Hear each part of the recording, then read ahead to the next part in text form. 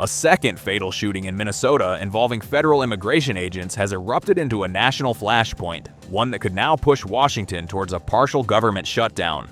What began as a local tragedy has swiftly become a high-stakes political showdown, with Democrats warning they may block a must-pass funding deal unless money for the Department of Homeland Security, including ICE, is altered or cut.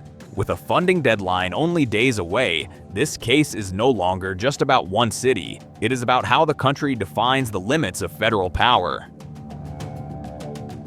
The victim, 37-year-old Alex Preddy, was a U.S. citizen and an intensive care nurse.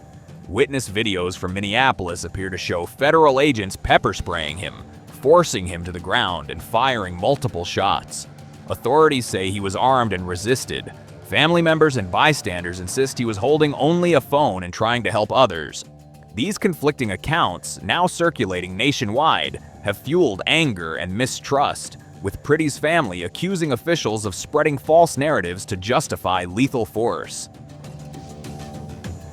This was not an isolated incident. It followed another controversial immigration enforcement shooting in the same city earlier this month.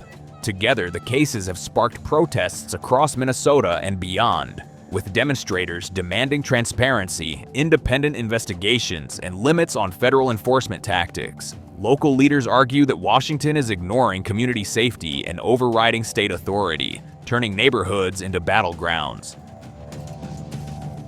Now the political stakes are soaring. Senate Democrats, led by Chuck Schumer, are signaling they may block a bipartisan spending package unless DHS funding is revised. That move could trigger a partial shutdown, affecting federal workers and services nationwide. What began as a street-level encounter in Minneapolis is now shaping the fate of Congress's budget and exposing how a single flashpoint can shake the entire system.